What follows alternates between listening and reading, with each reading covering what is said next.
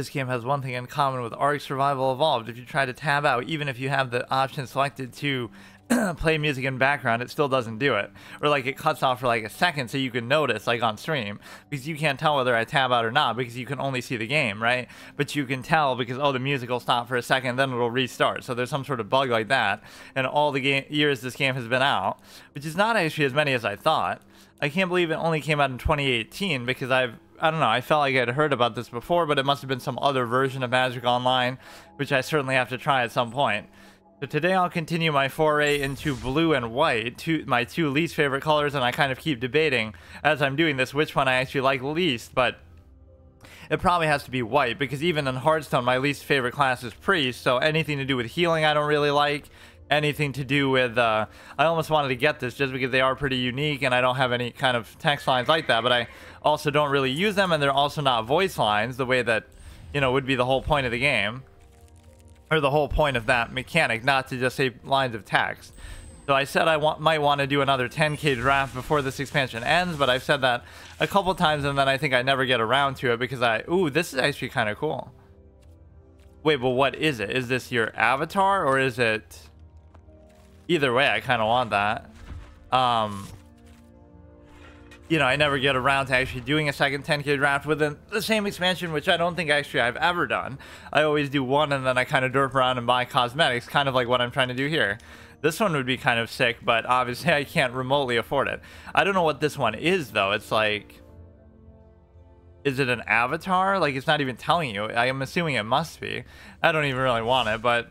No, I want like a dinosaur pet to complete my whole dinosaur aesthetic. Like I have the, even though we're not playing as green with the dinosaurs anymore, as much as I love them, we have like, you know, we have the Gishath avatar and we have the card back with like a pterodactyl on it. So the only thing I missed out on as far as the full avatar is, or as far as like cosmetics for dinosaurs, is the actual pet, which I think you could have only gotten as part of the reward track, which technically isn't a pay to win sort of mechanic, because you can still buy this with gems that you earn. It's just kind of like level 91. Holy shit. But yeah, I like how they cuck you completely towards the end here too, where you just get nothing. At least give me like a little bit of gold or something for each, you know, extra rank, the way that I think Hearthstone does that. If you get to like rank 100, giddy up. But yeah, you could technically buy into this, or I should probably save my gems. So like one expansion, I'll eventually do that, even though it is super expensive and I don't play enough really to even take advantage of it. But it is cool. That's at least one thing this game does better than Hearthstone, at least as far as this aspect, is it lets you buy into the reward track without paying real money. You know, you at least have the option, whereas there you have no choice. But the one thing it does worse than every other card game, like Yu-Gi-Oh! And PvZ Heroes even, imagine that. Whenever you say something PvZ Heroes does better than you, you maybe have to look in the mirror and second-guess yourself, like the fact that you can disenchant stuff. Yeah, you can craft stuff in this game, but you can't, like, break down the cards you don't want to use, of which could be a lot of them. You know, like let's say I only want to use green, so I disenchant every other card from every other color just to make every green card in the game, which is almost what I probably would have done if you could do that, but... You know, in a way, it kind of helps me that, you know, I don't keep wasting stuff, and then, you know, I'll disenchant everything for like a 25% rebate on the value. So, like, you know, you'll disenchant a mythic card for 25% of a mythic wild card somehow, right? They would have that sort of translation rate like they do in Hearthstone. So I'll disenchant a 1600 dust card and get 400 back for it because, you know, they want to be fair to say... You can't just get a one-to-one value, otherwise you could just switch it out for whatever you want. But although, like, even in real life, you could almost do that. You could, like, if it's a trading card game, I could trade, like, a mythic card for another mythic card, maybe, depending on which one's really more sought after. But the problem is that when I reduce the collection value by 75% by doing that, then I'll come back around later and decide, no, I want that same card that I just disenchanted back, and I want to use that again. So then I'll shrink it by 75%, but then I'll shrink it by another 75%, whatever my overall collection value is. And this is a rare moment where I actually have zero of everything, but I kind of did that on purpose for some reason. But yeah, I probably like white less than blue, because at least with blue I like some of the hexproof type things that I've used in some of my other decks over time. Obviously, hexproof is just one of my favorite mechanics in card game history, whether it be called something else, obviously, just countering spells and tricks and whatever, things like that. and so like Jinzo and Yu-Gi-Oh and stuff like that. So that's why I'd probably like blue a little more. The main thing I don't like about white is I'm not a big fan of flying, or I find it kind of to be a degenerate mechanic. And then I also don't like healing. And even to whatever extent I might like healing, it's weird in this game because everything auto heals already, right? So like if I have a 10-10 out there and they attack into it with a 9-9 and I block, now mine has 1 health left, right? But it auto heals at the end of every turn. So it kind of takes away what fun you could have from healing stuff like on the board, right? I would rather play like a Hearthstone deck with the Priest that's like, you know, with the upgraded hero power or something where you can heal it every turn for like 4, right? So it's like, okay, I have a 10-10 and they get it to like 5 health and then I heal it for 4 and then you keep going back and forth like that. So at least that's more satisfying, as much as I like playing on the board. Right, but you can't even do that in this game. You can just buff stuff up, which is okay, but I don't really like that either. So most of what white does, I don't really like. And, you know, again, even in something like Hearthstone, Priest is my least favorite class there too. So it's no coincidence that anything that has to do with healing and buffing and things like that is not necessarily to my liking. Not even that I dislike Control, but just somehow the way it does it in like a stale, slow, obnoxious, you know, sort of deliberate way, I can kind of dislike at times. But no, even that mechanic I could kind of enjoy. Like, okay, I'll summon big minions on the board and then I'll try to, you know, exhaust all your removal, and then when I do, I'll have like a 10-10 out there, you know, something really well statted, and then I'll keep healing it so you can't get rid of it. But this game cucks even that satisfaction that I can't heal it because it auto heals anyway, which you could say that's a good problem to have, but it's just a very surprising mechanic that's almost weird. Right, you just completely omit that one style of play. This looks like one of those stupid meme generators that's like a little kid uses, right? Like on their phone, where it's like, you put me in a wanted poster where, I don't know, it just looks scuffed, where it's like guilty, wanted for stealing from the cookie jar or something stupid like that. Like how they have those TikTok ads on here, like make a TikTok of yourself to do with Magic the Gathering with some sort of stupid filter. Like the whole marketing and crossovers of this game are very strange at times. And people always say this is like the most popular card game, maybe historically, but it doesn't feel like it is at all now, because the whole category, not that you should judge it just by Twitch viewers or OBS, but the whole category, which is collectively, like, it's not Magic the Gathering Arena, like just this game, it's all versions of Magic is like under one category, and that one category still underperforms like Hearthstone and other stuff. So that to me is pretty surprising. Even as much a fan as I am of Hearthstone, I almost was giving this game the benefit of the doubt that it should be more popular, at least in the current day, current state. And of course, it's copying Hearthstone in some weird way. Like, oh, they copied Castle Nathria, and they copied the Badlands expansion right between these last two. I was sort of saying it as a joke, but then, you know, oh, murder at Castle Nathria becomes murder at Karlov Manor. And then, oh, you know, what are they going to do next? Like, the Badlands, like, it's supposed to be like a desert Wild West expansion. Oh wait, they actually do. So it's very, very blatant and on the nose. And I guess it's coming full circle from the fact that everyone always said Hearthstone copied Magic, but, you know, you might say, oh, there's only so many ideas and expansions you can come up with, but to do it so blatantly as that, I think is pretty... It's also the timing of it. Why not copy something from 10 years ago, right? Like the Boomsday Project or something. Then nobody would think twice because, oh, it's so old that, you know, you're kind of splitting hairs. But this is like, these both were so recent, right? Castle Nathria was only from like a year ago. This is only from like literally right now. So I don't know. And I always like to come up with these little RP explanations for, you know, whatever, the color. Even though this picture has nothing to do with the deck, I just thought it looked cool.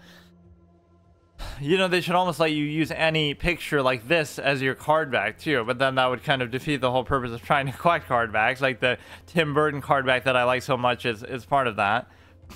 Right, there is a card that actually has that, which makes me wonder if like every card back is somehow some card and I'm just not aware of them off the top of my head. But no, like a RP explanation for every combination of colors, like, oh, if you combine black and green, you get like a swamp. But the problem with that is, of course, the game considers a swamp to be black already, right? Black should be something more than that, like some sort of just a dead field, like whatever, decaying environment, something like that. A swamp is the perfect thing, like where it has a little grassy green quality to it, but it's also corrupted by the darkness, so it's a swamp. That kind of seems like a good hybrid. So for like blue and white, as much as I obviously hate both of them.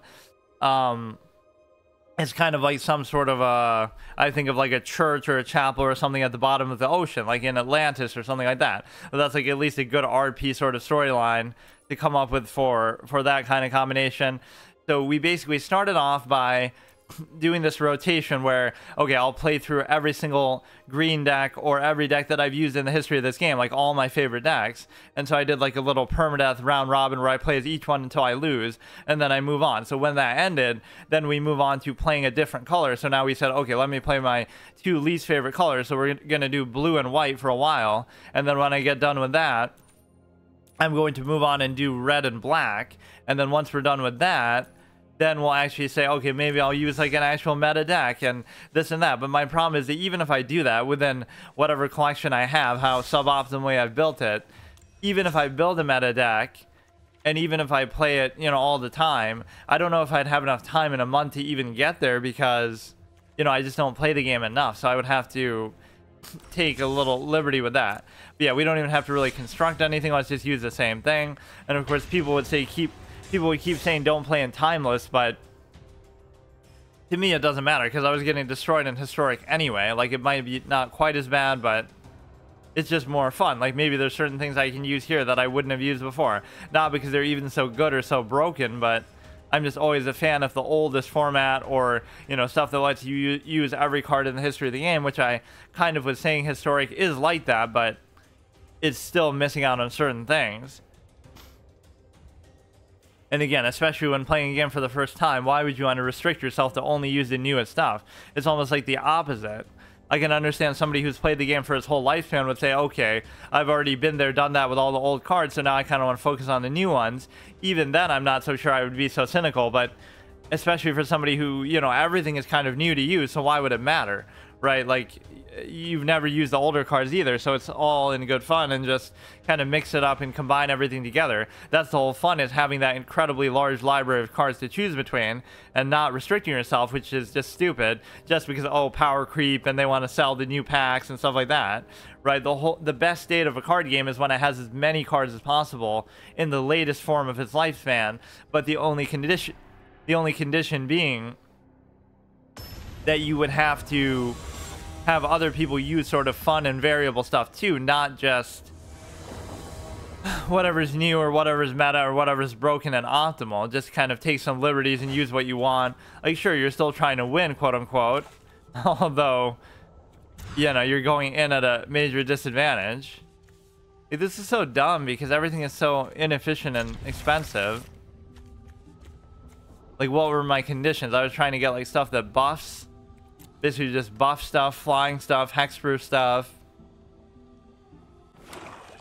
All the mechanics I dislike, except for hexproof, obviously I do like. See, everybody uses that card. Maybe it's a meta card because of that. It would have to be.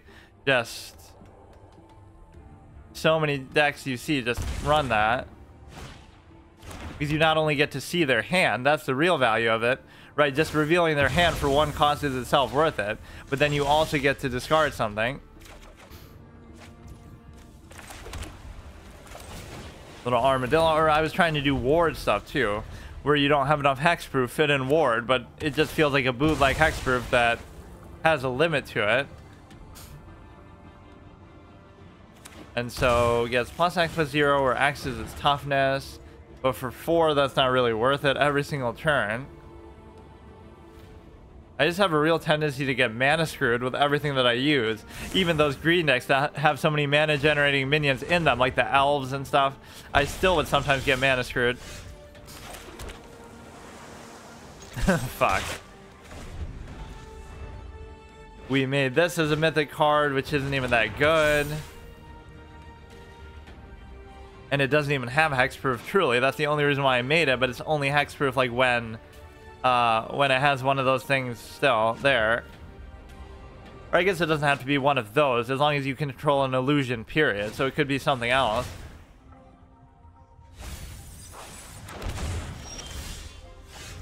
Yeah, I love that sort of cynicality that people have, where it's like, you know, you're doing something for the first time, and you already want to speed run through and either do it sort of optimally, or... So that's the whole irony of it. Forget about the whole free-to-play element of it. Although I always regard that as a net positive that you can even play. Oh my god.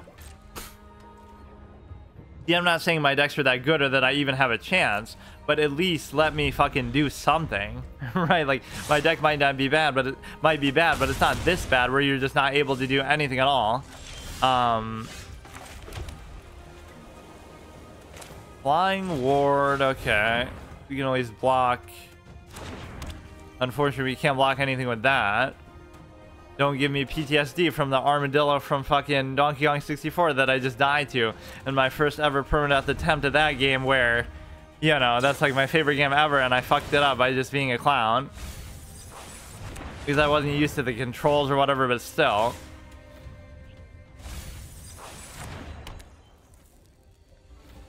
But no, it's like you go into something for the first time, and it's like, it might sound like, oh, you're almost shilling for these digital card games, but in real life, you would have to go out and actually buy the cards physically, right? You wouldn't have a choice of a free-to-play option, whereas at least in the digital space, you do have the option, even though, of course, they're also not real. But, I mean, you know what I mean? You could play it totally free-to-play and collect everything in the game still.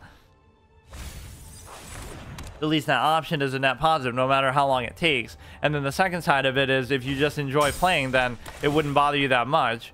But then the third point is simply the fact that if I could start one of these games with like a meta deck that's like capable of getting to mythic, legend rank, whatever, I almost wouldn't use it right away, because that almost seems boring, right? You want to kind of work towards something, build towards something. So I kind of like that element, even though it seems like most people would complain and say, oh, that makes it feel like pay to win and it's going to take forever to get there, and they kind of want to jump ahead to that. Right, you want to have something to work towards and build towards, and you also want to, I don't know, just kind of experience a variety of stuff instead of just pigeonholing yourself into one thing. Again, especially at the beginning, but I'm kind of like that even overall. I get kind of bored of just doing the same meta stuff over and over, even if I am trying to do it for a period of time.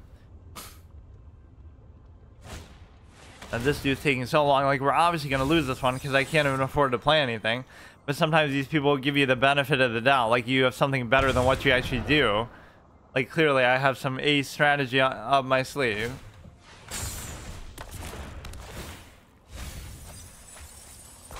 Technically it's not lethal, or now it should be, but I can still block something. Like, maybe somehow it'll still come back if I get to a good land total. But this is like just a mana screwed nightmare kind of deck.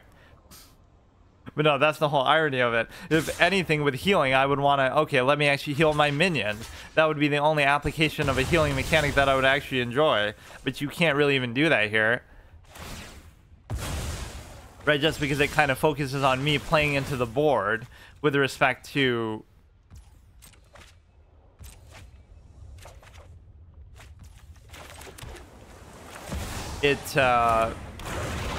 I still can't block the flying thing, so I think I'm still just dead. You know, you play something big on the board and you try to keep it alive. So yes, they'll use removal, but if they run out of removal, or if they can't for some reason, then okay, I can still heal it every turn and make it more difficult. And that feels like, okay, we're playing on the board and winning on the board the way that I often like to in a mid-range style.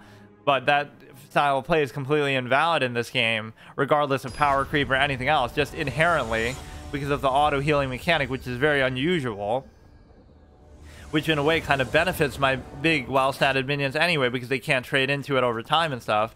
But you know, it's just weird that that's sort of missing.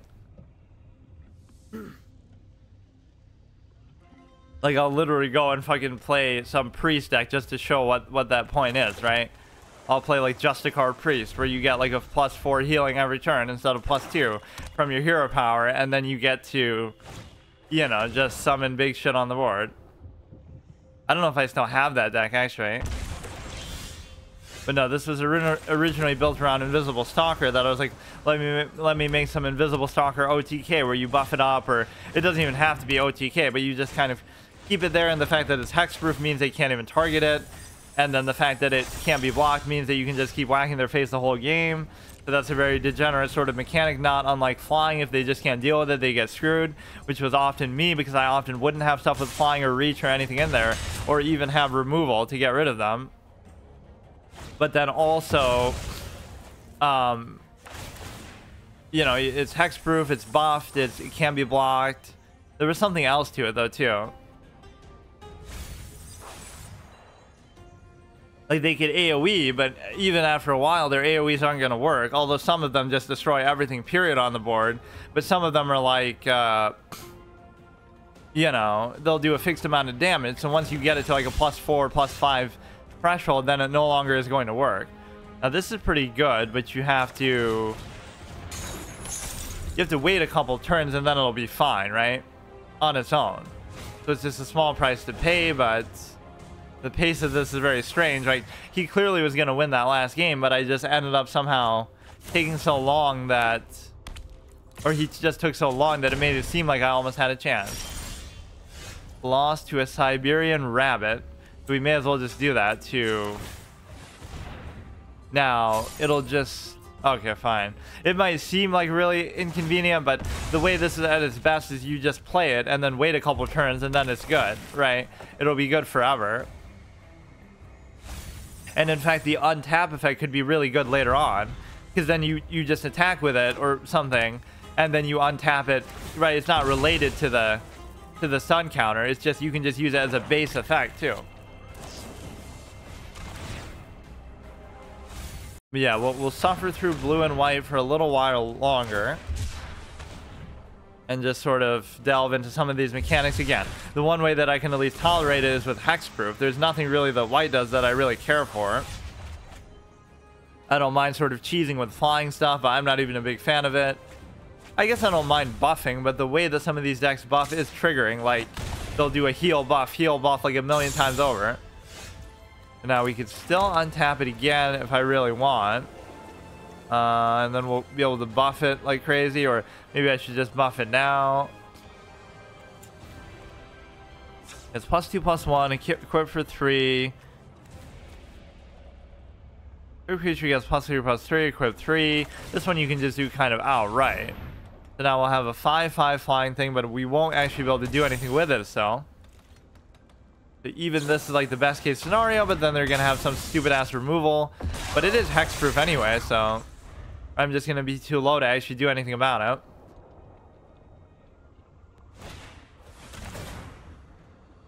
Yeah, that whole Lord of the Rings expansion almost made me wanna... Oh, shit. Made me almost want to play like a Lord of the Rings card game instead. And then they had like the dog from Fallout. This game has more crazy crossovers than anything else. I see them on my Hot Pocket box when I go to Walmart. Right, like these Hot Pockets in the Frozen section have like a Magic the Gathering arena little fucking picture on them. So clearly the game has great brand awareness, but what the fuck is this, dude? You could say, oh, this is because it's timeless format, but you also wouldn't need to do this, right? To me, it's kind of just window dressing. I'm probably going to lose most of the games I play anyway because my deck's not very good, so I don't mind that. Right, but the fact that he's... Oh yeah, because it's timeless, we're just gonna troll you and you'll lose like this instead of just losing more normally. Like, I've already lost, dude. Either you're a bot or you're a troll. Like, we get it, bro. I like to have, you know, I like to actually show the outcome, but come on. You're taking way too long.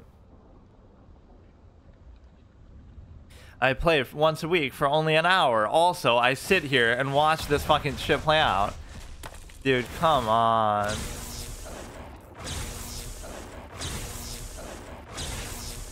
It's either a bot who's behaving in a very robotic way and doesn't know how to just go for lethal, or he's doing it to troll, which I'm more than fine with getting trolled like that. Maybe I should do a game in Historic just to kind of show the difference, but I don't really care. Like, I'm fine with using... I wonder if I could even use this deck in Historic. Like, maybe there's certain things in here that I can't do just because... While other formats focus on new cards, Historic is all about, well, history. You can always play your old cards. Yes, but you can also play the new cards here too. That's the point. The possibilities are endless. Yeah, they are endless. So why the fuck doesn't everybody just play in Historic? Because anything you could use in Standard, you could use in Historic. But anything you could use in Historic, you can't use in Standard. So I wonder why you can't even do that, though. Like, what would be missing from it? That's why I don't even care. I just want to use exactly what I'm using, just however I want to do it. So that's why you can always judge it in the context of a means argument, like, you know, based on the deck. I think I've maybe almost never even played a standard game, but, you know, I always just started off and I was enjoying Historic so much. But no, it's like, you can't look at it in such a narrow way, like, oh, haha, the outcome is what matters, because we all know how card games work. Like, whatever deck you're using has more to do it. Like, a card game is 75% of the outcome, and RNG is the other 25%. Like my chess quote, right? In chess, memory, or like chess is 75% memory. What's the other 25%? Whoever goes black or white, whoever goes first or second. So a card game is like, card games are 75% what deck each player is using. And what's the other 25%? Oh, RNG, like the order in which they draw the cards or what kind of lucky, you know, interactions and effects they might get at what time. Right? So 0% is actually the player impact. But no, the point is that ultimately you're in a position where, you know, the deck plays such a big part, so at least relative to that, yes, you're still trying to win, although I guess with the deck construction itself, you're not, but you're trying to go in and you're trying to make the most of it, so it's just relative, right? I don't care so much about winning or losing, I just care about actually playing a particular way, at least for now. Okay, this is actually fine because you at least have the double invisible stalkers, which is my whole win condition. All I want to do is show like one game, like I summon it, they can't deal with it, and I hit them like 20 times with it, or less, because I get to buff it, and then we just win because of that. Right, but we need too much land to actually get this to work. This is such a top-heavy, expensive fucking clown deck, dude. I almost should have barred myself from using dinosaurs, too. Oh, God. See, this isn't even, oh, because it's timeless. It's just, this is, I think you can use this in Historic, too, because I would see it all the time. But that's just a meta card. That's just a good card. But too bad for you. I have 2 invisible stalkers. And before they use another Thoughtseize next turn, or they're too stupid to even figure out that this is my whole win condition. No, you won't be able to get rid of it because it's hexproof, so I just win the game. I'll just hit you 20 times with it. Because you're going to do some slow-paced, crazy combo that's going to take like a million turns. Ooh, that looks pretty sick. Mana Confluence. Wow, that looks beautiful. Alright, we're going to do double Invisible Stalker, which is kind of a mistake because now they're going to AoE much easier and just destroy me. Right, so... Or it's sometimes so hilarious. Like, imagine losing to this garbage that I do. Right, like... Wait, why does it seem like these people are all using the same thing? This isn't the same player, is it?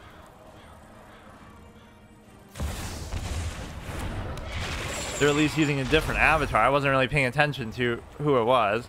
But that's going to be too expensive for me to ever play anyway. Fuck. I love how that's how I can play it too. It's not even like, oh, you know, I'm not paying attention to what they're doing or something. It's more like... It's more like a case where you're basically able to, it doesn't matter what they do because I can't do anything about it anyway, right? My style of play is not reactive. It's just like I'm doing what I'm doing. If it works, it works. So they could do a million interactions and I'm just sitting there like, okay, it doesn't matter. It doesn't affect my play at all. If I can just get off to what, oh, fuck. If I can just get off to what I'm trying to do, I'd be very happy with it because... You know, you could literally win. You could beat this gold rank player who has this crazy deck with this beautiful cosmetic, whatever they're doing, using Thoughtseize, optimal meta shit, using this, which everybody seems to use that as well. If you could just end it right now, but they're going to have a million options as well, but we at least gave them a scare, right? Because they just couldn't deal with the invisible stalker shit.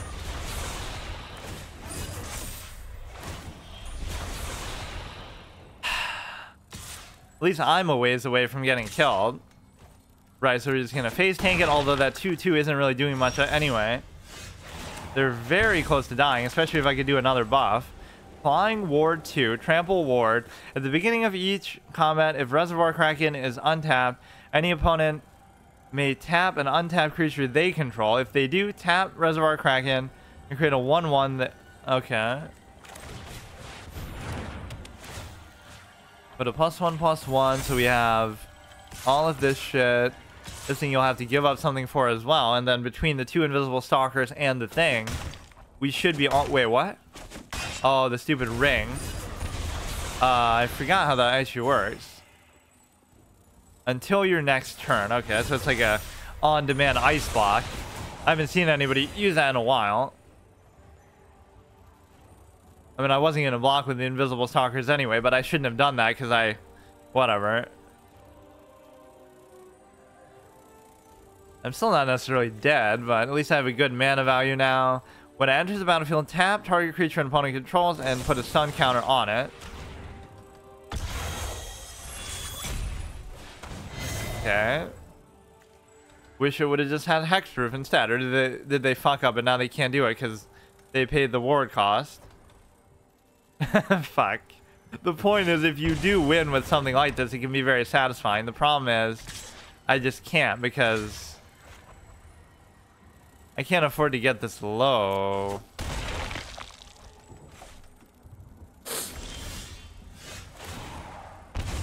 Fuck. Trample, ward, blah blah blah. Put a +1/+1. We're gonna get 9 damage in, so if only I could have buffed like a little bit more, right, we would have been fine.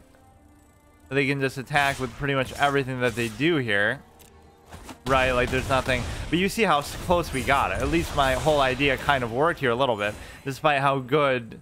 Now they can just attack with everything and there's nothing I can do. Can't be blocked. Of course, this is the whole theme of my deck. Like, who needs Invisible Stalker when you have this? You're playing right into my hands. If I could just survive one more fucking turn.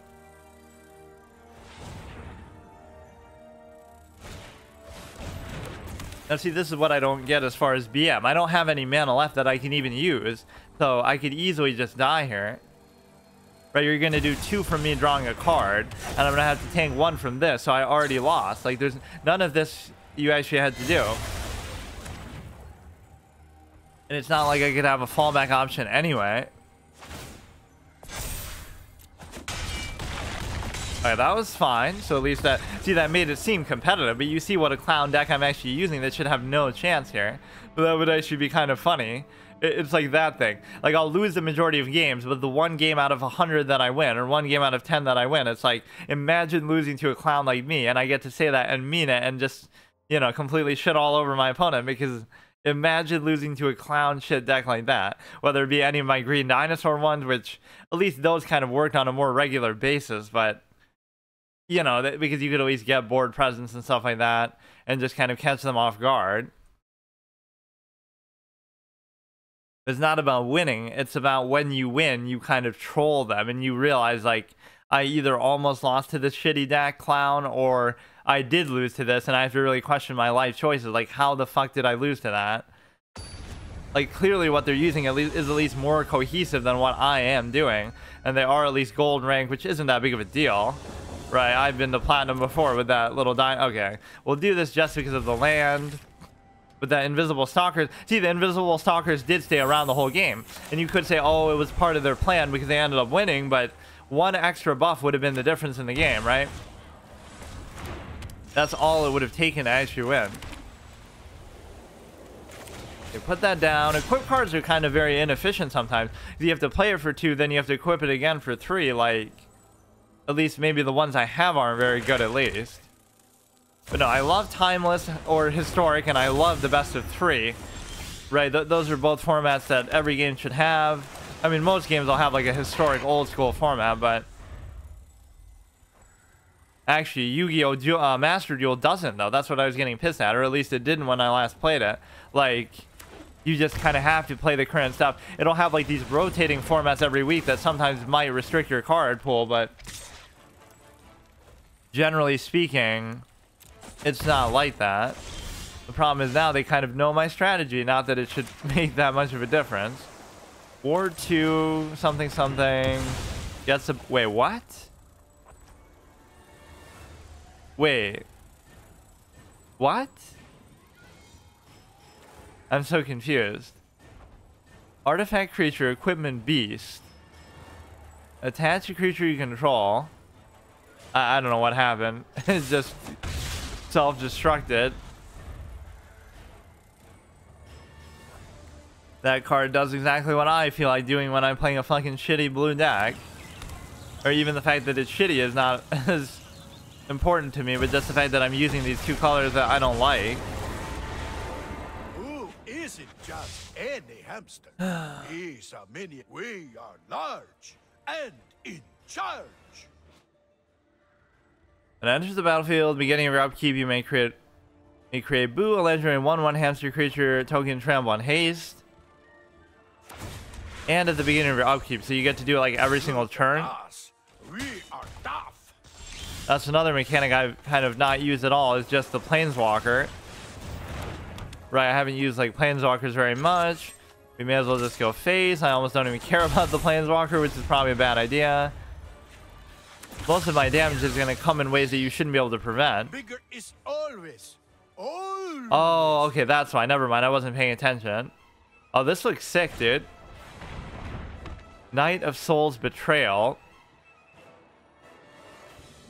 Some of these card arts are fantastic. That thing reminds me of like the Host of Souls from whatever, from one what is that place called? Like the Halls of Reflection? No, not the Halls of Reflection. I can't remember. See, they do all this shit, but for what? Like, look at you now. You've done all this crazy shit. Well, what is actually your win condition? And I forget what their win condition even... Maybe I overestimate how good some of these decks are, but they just have so much shit going on that it makes it seem like it should be better than what it actually is. This is actually quite a good card to have, though, because it's kind of expensive, though.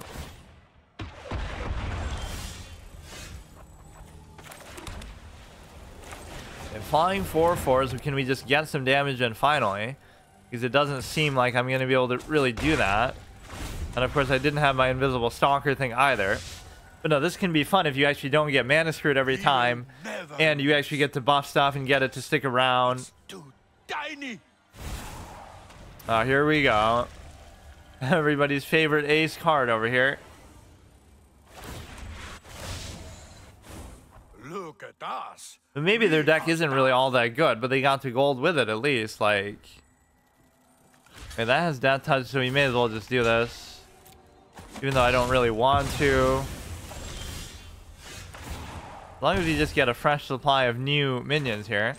So you do this and just try to go face and beat them before they beat me, which is probably pretty unlikely to happen, but it would literally be next turn if they can't deal with it, right? So imagine this. They don't have the ability to deal with flying, or they... Oh, fuck. But no, even with the other buff, I could still do it. They can't deal with flying. They can't deal with hexproof. They can't deal with anything. Okay, they can afford that, though. Probably. Damn it, I keep getting so close to actually being able to do this, and beating a gold player in Timeless with my shitty fucking deck. Actually, this should be fine. My health position is still okay, but now my damage has gone kind of out the window. Let's do this one, then we'll equip the thing, and then we can still ignore what they're doing, but this isn't going to be enough damage, really. And I arguably shouldn't have ignored the Planeswalker, but it doesn't seem to be really doing a whole lot, because you keep... This person's just a sadist. This guy likes to torture small animals. Chao Suze is a fucking serial killer in real life based on this psychological profile. They summon this dude who gives you a 1/1 every turn, and then you summon this, a cute little 1/1 furball guaranteed effect every turn, right? But then you have this that automatically is going to guarantee that it dies. So he does this interaction just to be able to see that poor hamster get killed at the beginning of every turn on purpose. Like, what the fuck is that, dude? Why would you play these two together like that? Yeah, you're really gonna fuck my ability to do that, so just give me like one more buff and it's the difference in the game, dude. That's literally it. You lose unless you can do something else, which I don't know if you can. Oh shit, do we actually do it? We do it? We get to a final epic showdown here? Unless they have some other answer, which they probably shouldn't. Oh wow. I mean, hey, this is Timeless. Everybody says don't play it, and they are at gold, even though their deck doesn't seem really all that good. We at least had a legitimate chance to win in the first game too. But no, that interaction is fucking evil, dude. You're torturing a poor fucking hamster. You're summoning every turn guaranteed from your hero planeswalker just so you can see it get tortured and killed by your other base effect that you're doing, that -1/-1. That is literally sadistic fucking play. You know, we can summon this turn 1 and then it's okay if we can't use it for a while. See, we're using all the degenerate troll mechanics that I typically don't like. Where it's like, oh, all this unmitigatable damage. Oh, fuck, I fucked up. I should have done the other land that I hate so much. And now I fucked up again because... Whatever. Fuck. I just did that out of order. They don't seem to be very good at dealing with flying, or quite frankly, they don't have a lot of removal either. Abandoned Mire. 4 × 2, so what do they have? Value 2 or less, okay, fine. See, after a while, that starts to not matter as much because, you know, they're going to have so much mana that the ward is just irrelevant. There's that beautiful mana confluence again. But see, at least this best of 3 was pretty evenly matched somehow. Now's not really the time to do that, is it, though? Because it's just like, I wasn't going to do that much to you anyway. Yeah, we're in a decent spot with just being able to try to get some damage in, even though I can't do that. I just do that to BM them, I guess. Just whack them in the face. I feel like even when I have the armadillo, I'm going to hit you for 0 just to troll you. So our board position is okay. I don't really care too much about what they're summoning.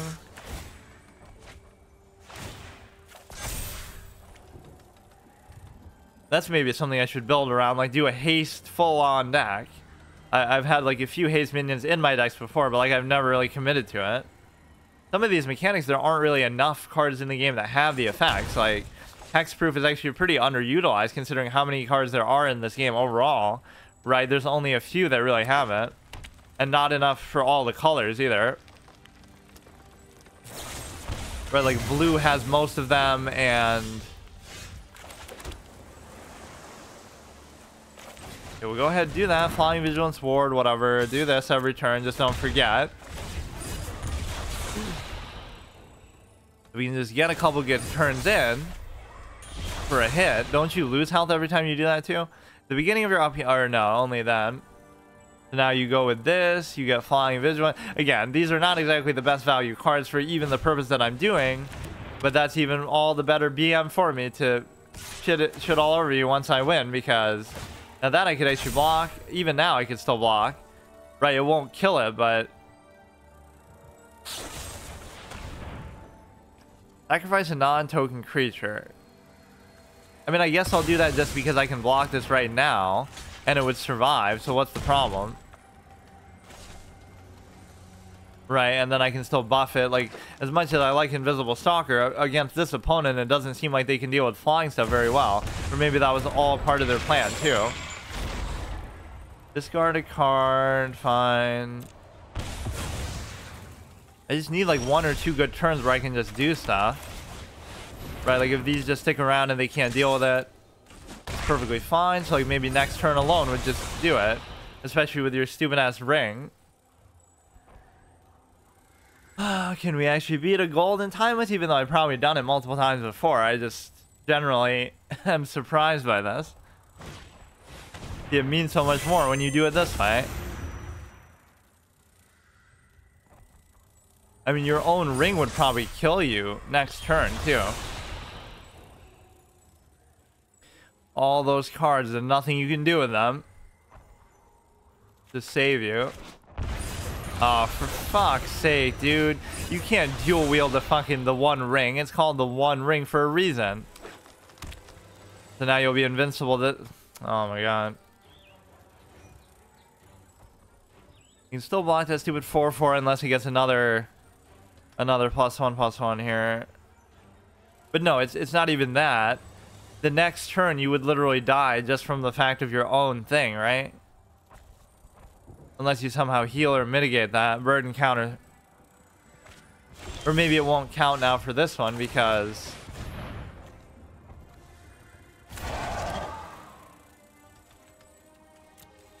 we'll just wait. If they can deal with it, fine. They haven't shown much ability to deal with flying or even having AoEs, so I don't feel too bad about this, but let's see. Even whatever removal they have is like very single target, and they have to deal with the ward or the hexproof, and just they even made a mistake once, like they paid the ward cost, but then they couldn't afford the card or something, or some other effect that they had to do.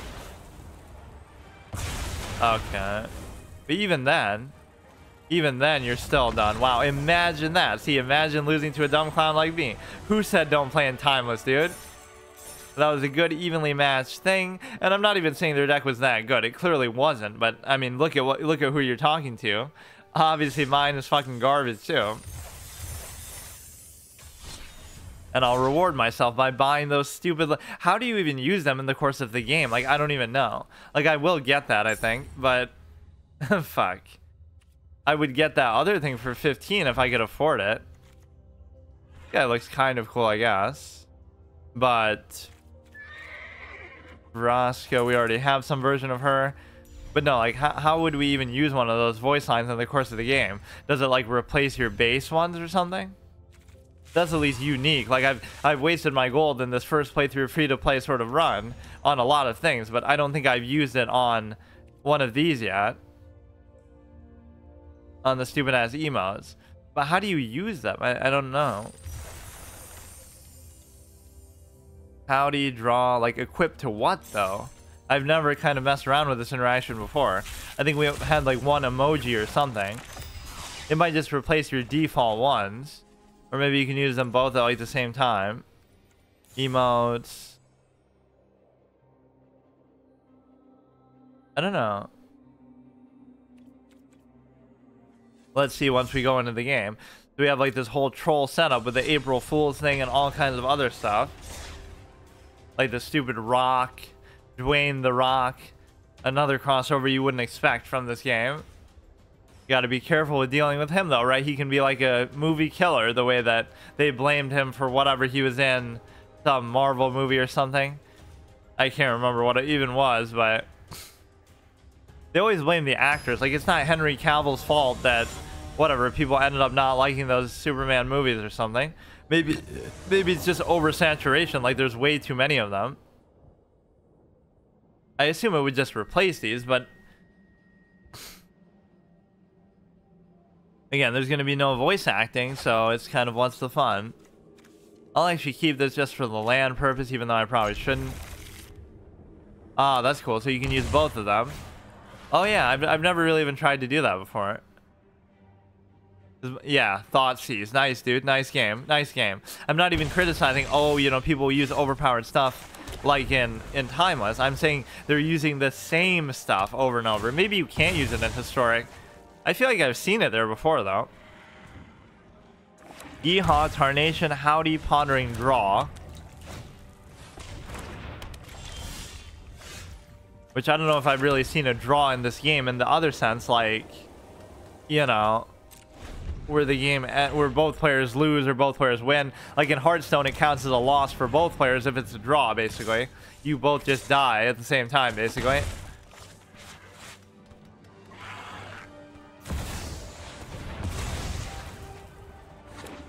Natural Order. As a chess fan, I'm very happy to see that. Draws are what I live for, right? Because 50+% of games end in a fucking draw and people still defend it somehow. But no, that was an actual gold ranked player too. Because this game actually shows you your opponent's ranks, whereas the other one doesn't. Hearthstone doesn't.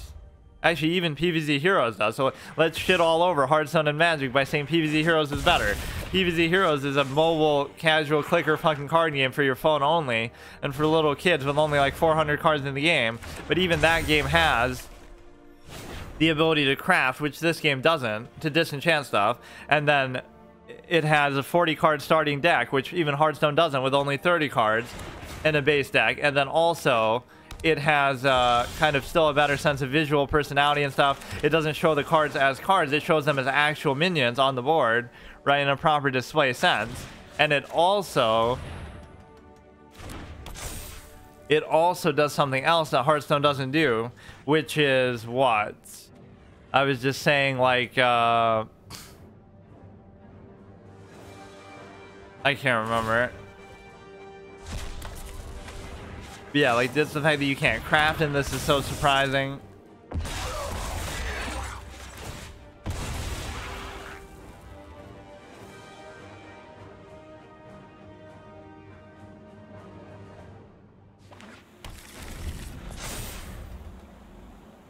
Oh yeah, it doesn't show you the rank of the player that you're playing against, like in Hearthstone. Just to hide the fact that they're all bots, or to hide the fact that it's matching against much higher rated players. That's the whole irony of it in PvZ Heroes. They'll show that, oh, the game is dead and we're matching you against like people 50 ranks higher than you, or like 20 ranks higher, just because they don't have a choice and they have to draw from maybe the pool of players that there are, and they're probably still bots.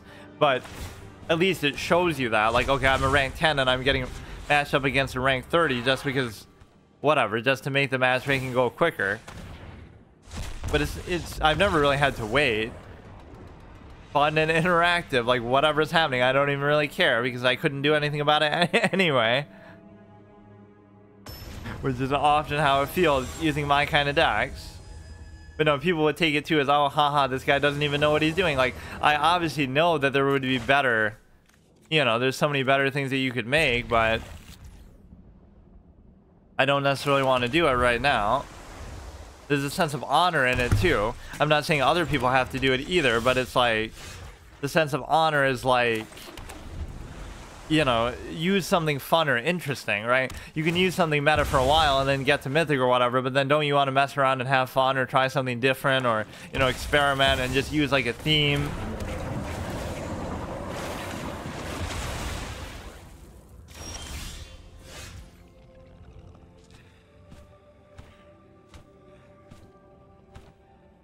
But of course, no, everybody just always wants to use the same thing over and over, as you can see immediately with this.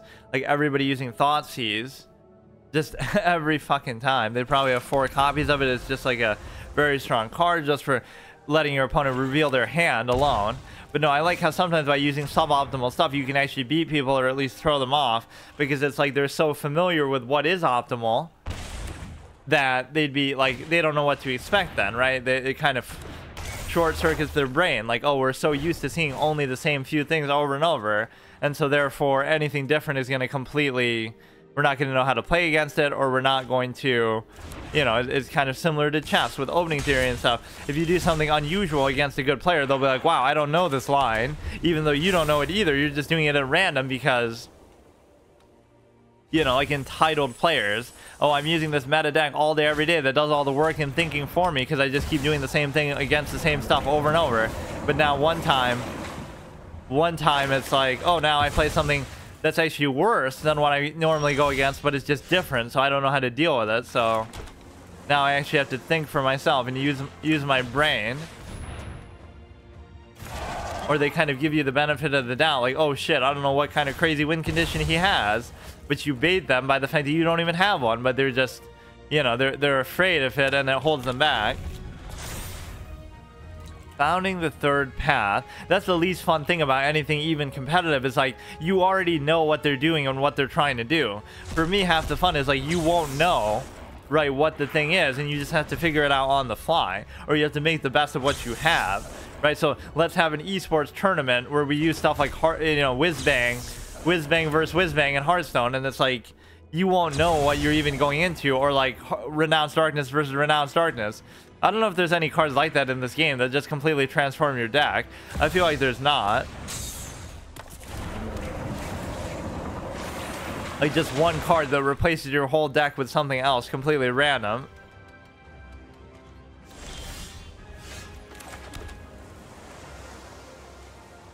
Fuck. What a great value proposition there. Enters the battlefield, sacrifice it unless it escaped. That's my kind of value right there. That's how you know it's green. Anything green is going to be that. 3 mana 6/6. Better than a 4 mana 7/7, but at least this has a lot that goes into it. You may cast this from your graveyard for its escape cost. Exile 5 other cards from your graveyard, but it only costs 4, which is actually not that bad. See, look how long they're sort of giving me here, where if I had a little more cohesion to my idea, I could have maybe rushed them down in this much time.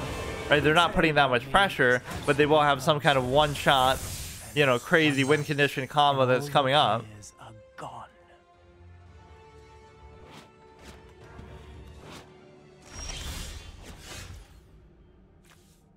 Okay, we keep trying to play Invisible Stalker, but they keep cucking my ability to do that, actually. Tap target creature, put a stun counter. I mean, I don't like the fact that we waste the tap because, you know, it was already tapped, but... Do this, ignore the hero, Planeswalker, I don't even care about it. It's just like it's not efficient enough. Like, this is a cute... This card kind of exemplifies what this deck is all about. Low value, overcost, bullshit cards of very poor quality, but they're kind of hard to deal with if you do it. Like, okay, it has both flying and hexproof, so it's very unlikely you'll be able to deal with it, but unless you have something flying yourself, which of course is not that big of an ask, or again, you just have a simple AoE removal.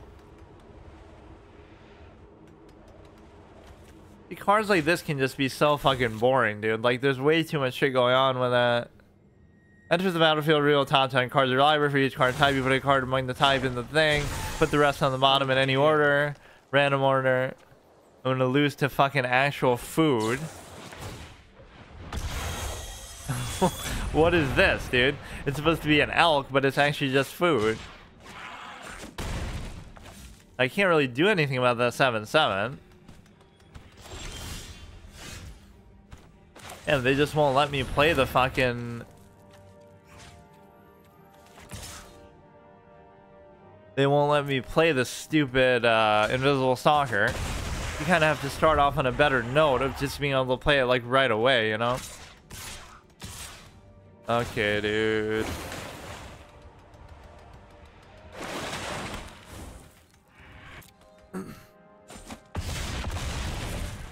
I could have maybe stalled that out a little bit longer, but it's just fine.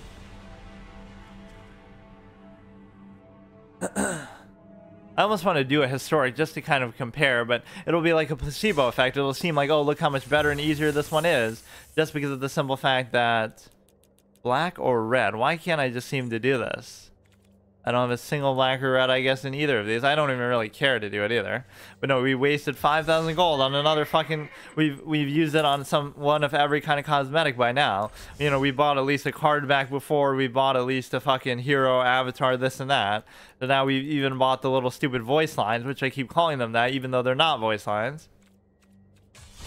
Yeah, this expansion at least seemed remotely interesting in terms of the subject matter. The last one I didn't really like too much, at least based on the one 10k draft that I did. Other than that, I almost forget. See, people don't get sometimes the template nature of these kind of games, right? Like, it's a game that you can play like in any form, and it can be kind of evergreen. So the whole, you know, it's like with chess. You can just play chess, you know, as long as you want, and it's like it's always the same thing. And there's always like variants and other kind of conditions and things you can do. But the base game itself can be good. What people sometimes miss is they get so caught up in the meta, or like some sort of current standard thing, that they forget like how much fun can be had just with the base. You know, there's so many interesting, fun, unique mechanics and decks and different things and challenges and stuff you can do with it. But people kind of get lost in whatever stupid stuff that they do. Let's do like maybe a best of one, or, you know, let's just do another one. That's fine.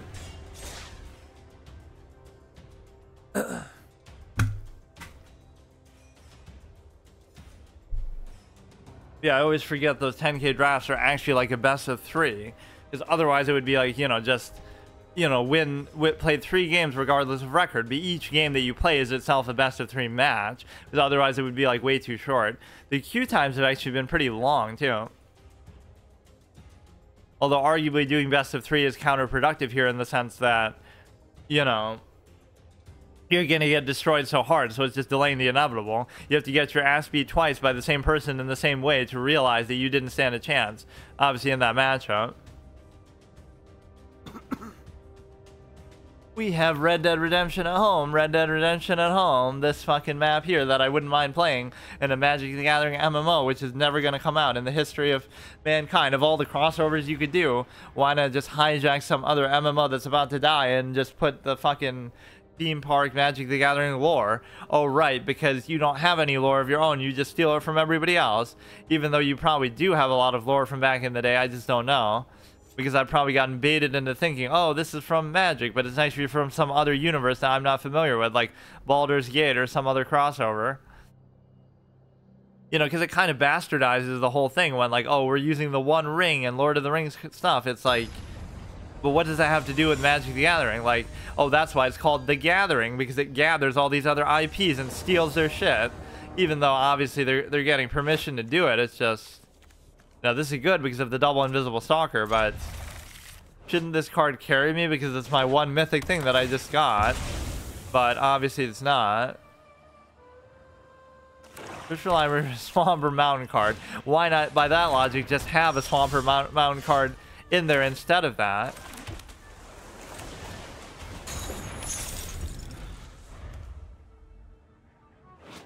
Yeah, I kind of disagree with the swamp being considered black. It should be considered, you know, it's the hybrid, right? It's partly green, partly black.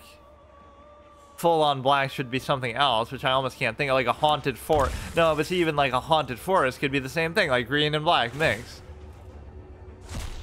Like a graveyard could be whatever, black. Damn it.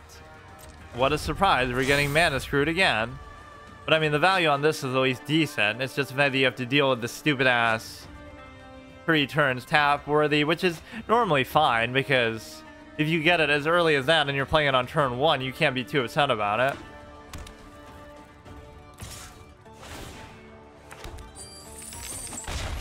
Okay, can we just actually get another land ever? And we have a decent amount in here, but I just sometimes get super unlucky with it. I just never have like card draw or anything like that in my decks either.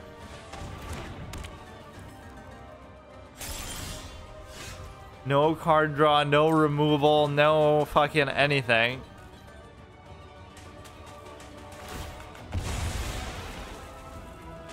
Usually no healing, like for myself at least.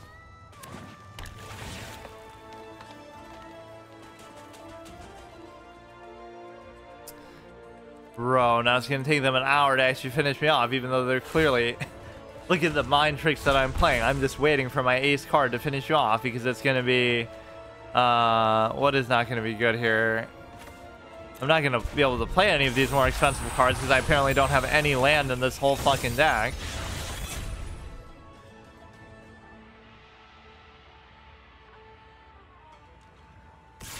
Look at us both trolling with these stupid Dwaynes. Imagine spending actual gold or much worse real money on such a fucking clown thing.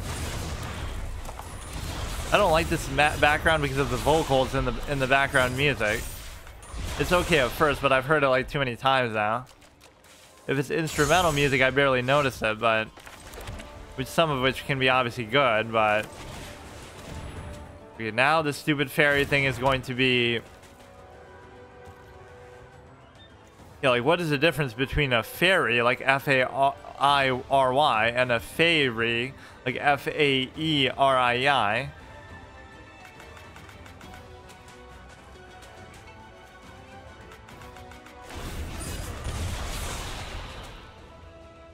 So now at least we can do both Invisible Stalkers. We can try to buff them. Sometimes the color limitations aren't as bad as you really think, because it's like it only requires 1, right? If something might be a 10 cost card, but it requires 9 plus 1 of a color or something like that, or like, you know, 2, 4, and 2. But it's not as bad as you might think. It's like they give me so much time to potentially do something, and then I waste it just because I get mana screwed or something like that. They'll get rid of something higher cost, like get rid of that, the mythic card, but it's not actually going to matter because I'll never be able to play it because I don't have any fucking land. So you may as well just go for a lower cost thing. Yeah, get baited. Get baited because the Invisible Stalker, yeah. They had the right idea. Or they're stream sniping me somehow. Fuck. But who needs to do that when you can just snipe their hand for only 1 cost?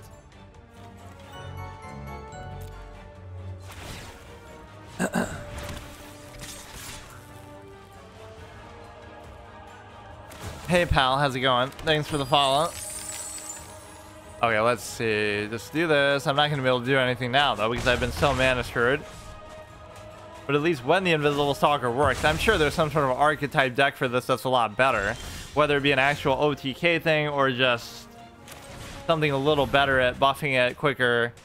I have too many other high expensive cost cards here that just don't belong.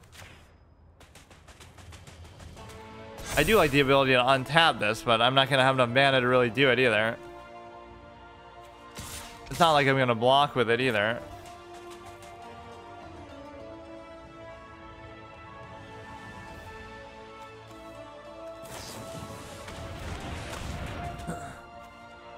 This is like just me sort of embracing both all the colors I don't like and also embracing the... Hey, thanks for the follow again. What is that, like a alternate account? What the hell is going on? Why am I getting farm spammed by bots and they're all following me? I'm not asking them to do it, so I can't get in trouble for it, surely. This happened yesterday too. Like, what the hell is going on? Fuck.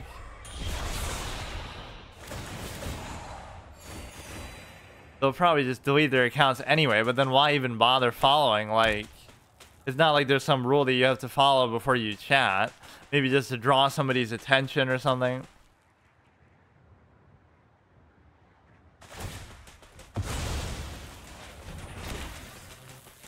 What's the point in even doing that if it's like they're giving you free views and free follows, and so why would you even use their stupid ass service? Okay, we're clearly gonna get destroyed here.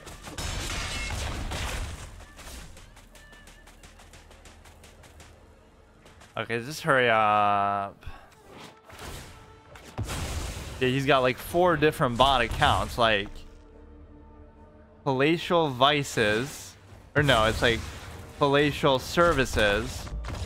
So T7, V2, C3, and N9.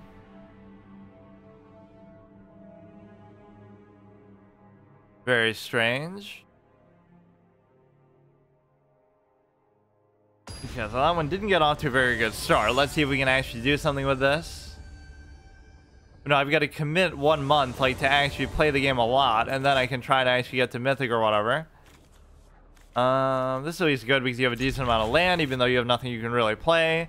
And I can't really blame that on the hand because it's like the deck itself doesn't have very many low-cost cards. You have that one fairy for 1 cost, then you have the Invisible Stalkers and a couple other things, but mostly they're buffs too.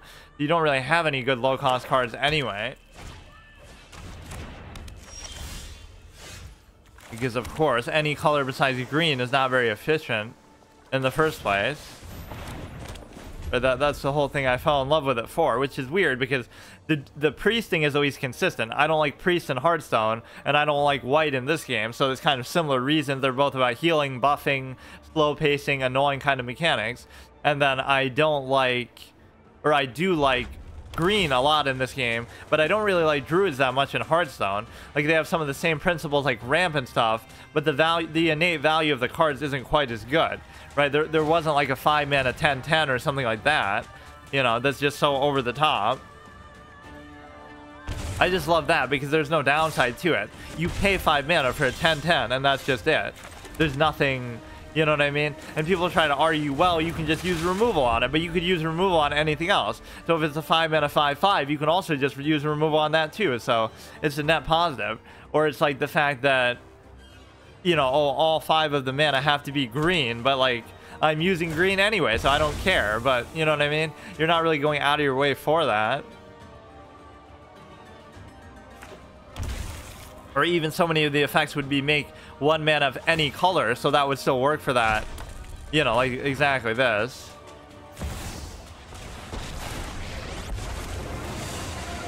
Who said you look easy to follow? We will never reach. Bigger is always. Why are some of these people using the same exact cards every single time? These are not the same people, right? It could just be that they're busted in timeless mode, and so therefore... But I feel like a lot of the stuff you can use in other modes anyway.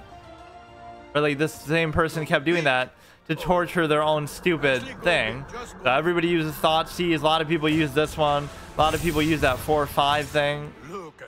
Not even saying these decks are like the most optimal meta thing either, but for this purpose of beating me, it wouldn't exactly take much.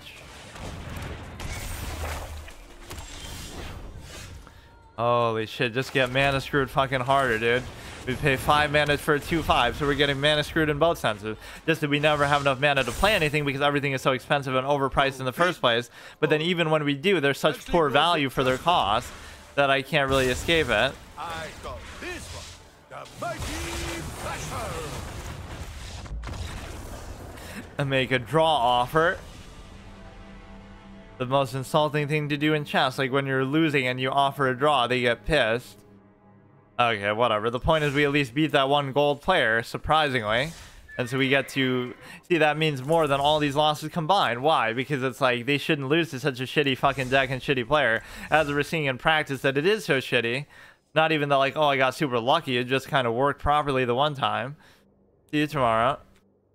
Okay, so today is my normal Monday Magic stream, but here I have a little extra time, so I figured in the second session, why don't I still continue to play Magic, do like a little bonus amount, because I do, you know, such short streams these days, but I'll also use it as an opportunity to bring back a format that I used to do a lot, which is like, which is more suited also for longer streams, which this one isn't going to be.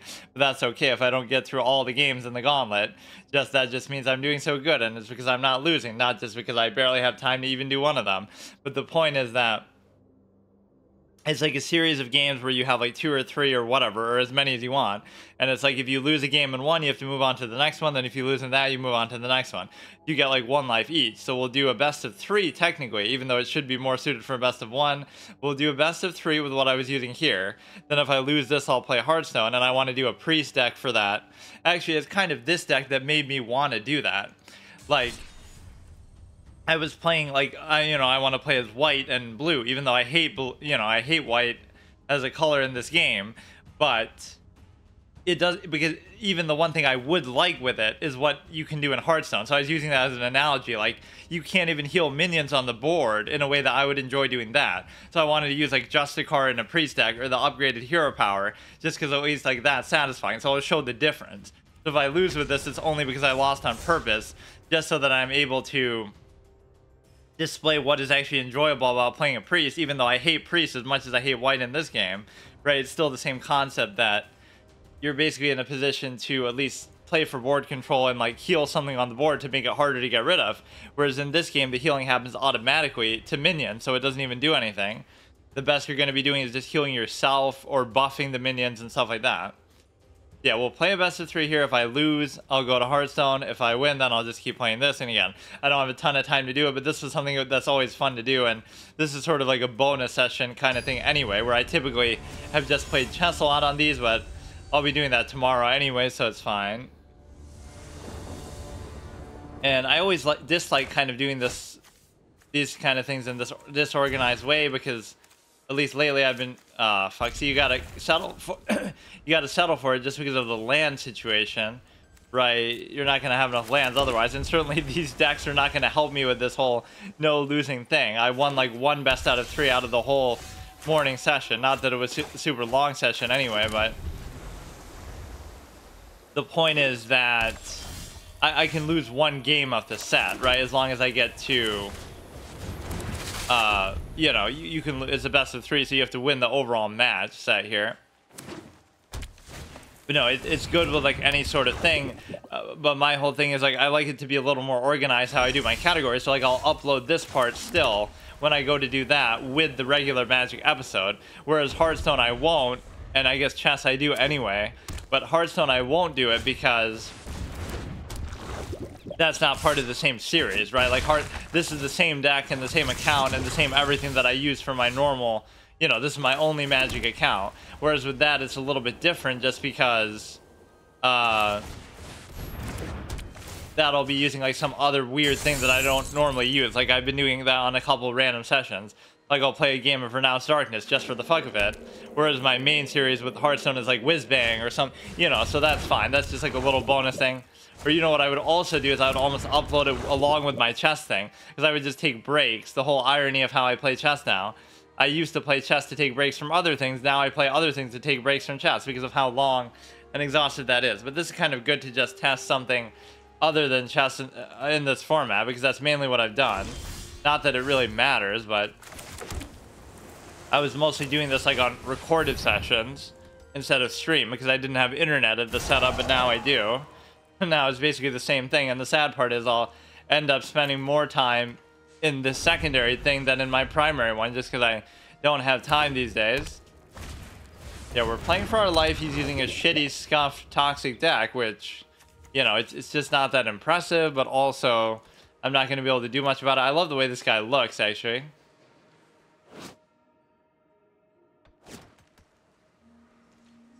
Would look great in a single-player RPG or an MMO as like an enemy type or something, or even as like a friendly NPC. So we really have no choice but to just deal with these. Like, that one doesn't even have Death Touch though. Maybe I can tank the 4, but yeah, why don't we do it like this? So we'll block the Death Touch and we'll block this. This looks like the sort of thing that would have Death Touch, but it just doesn't.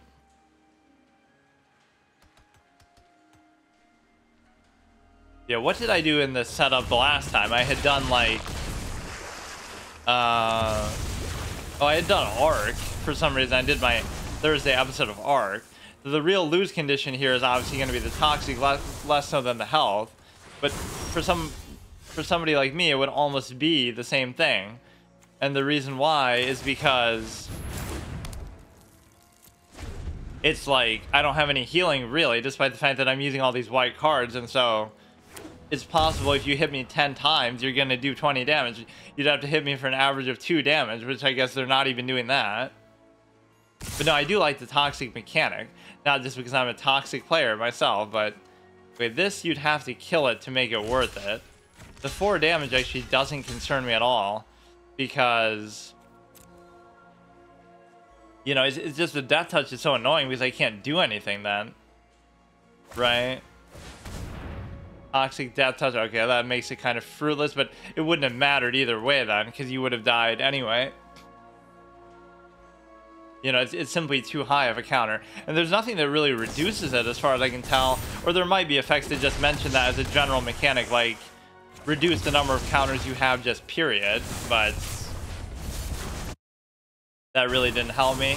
And this is the whole bug or issue of like when you tab out, right? You can always test that. It mutes the audio for a second every time you tab out. It's going to be impossible to hang on for dear life now. No, it is sort of a fun mechanic, albeit a little bit insular. There should be kind of other things like that that have a win condition associated with them. But it's very specific. Nothing else really works like that. There aren't really that many actual auto win conditions in the game when it comes to, you know, when it comes to mechanics like that. Or even it's like some very specific card that does it, like an Exodia-esque whatever. Not that it really works anything like Exodia, but there are a couple of mechanics like that where it's a card that just says, oh, if you meet this condition, it just destroy the enemy hero, or, you know, you just win the game. Or I love that one that's like a weapon or something that's like, if you as long as you have that weapon out there or something, you can't lose the game even if your health drops below 0. So like I had no way to get rid of that against somebody like the first time I saw it, and it's just like I'm just screwed. There's nothing I can do, and I just lose. And so I get them to like minus 100 or something, you know, see how far you can go with it, but I forget how that works. If it caps out to 99, or because it makes it look with the amount of space here, I think it does go up to 100. It just kind of shrinks down the text. But the way it looks here is like,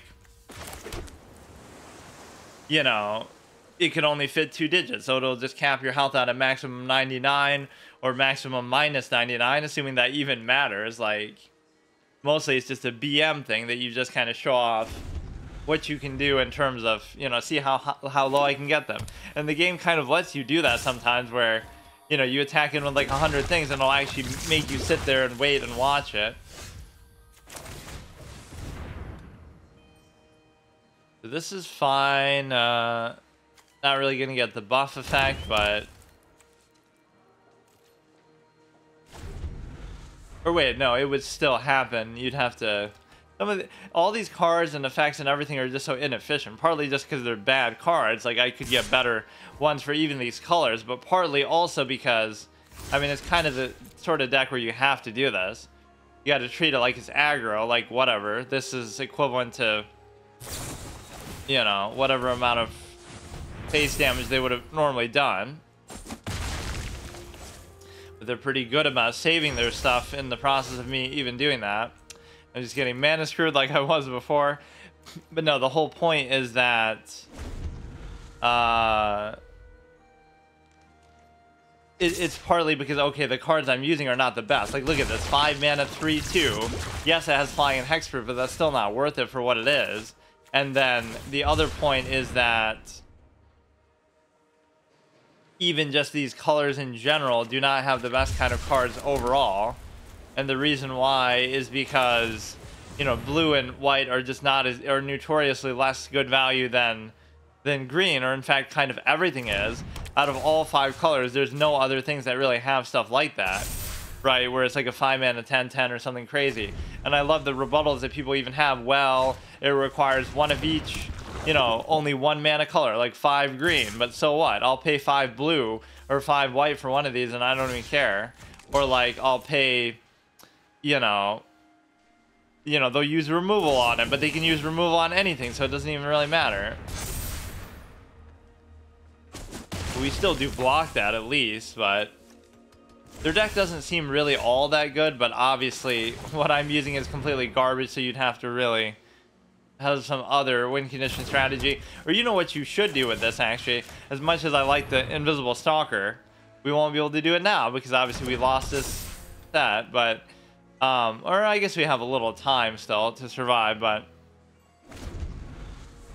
like, if I could give the Invisible Stalker Toxic as well, right? Or just give something with Toxic the ability to not be blocked. But this is just so perfect for the sense of, I mean, you kind of have to just do this as much as I hate it. And before they buff it again, but could they really buff it that much? Oh my god. See, the way you would beat this very easily is you just have the simple mechanic called removal that I just never have in the game because I just don't like it, or, you know, I even dislike it in this sense, right? At least I'm kind of 2 ways with it. I don't like them using removal on me, so I like mechanics like hexproof to cancel it out. But then I also don't use it myself. It's not like I'm trying to use it on them and have it both ways. I can't be mad at that. That wasn't like a particularly great deck, but that applies even more so for me. Yeah, I haven't used Toxic in a while, and it's mostly black that you're gonna have it with, but you would think green would make a certain amount of sense, right? Green and black are the 2 that probably have it the most. That's fine. So now, again, I just lost that on purpose so I could display this within a reasonable amount of time. So now I'll play a random priest deck just to be able to use Justicar. I tried to see if I had the cards for the one I used before. It was like some sort of pseudo-meta one, but I actually can't use it. And the reason why is because I had disenchanted them like I sometimes do, just to simplify it and sort of whatever, just make something else. And now I'm going to regret it and have to do it again. But I don't even really care if it's optimal in any way or not, right? I just had an urge to use that mechanic. So now we get to compare. Why would this be so much more fun than using white in Magic the Gathering? And I never thought I'd say that about Priest, because I don't like Priest either. But the reason why it's more fun is simply because of the fact that you're able to basically heal stuff on the board, right?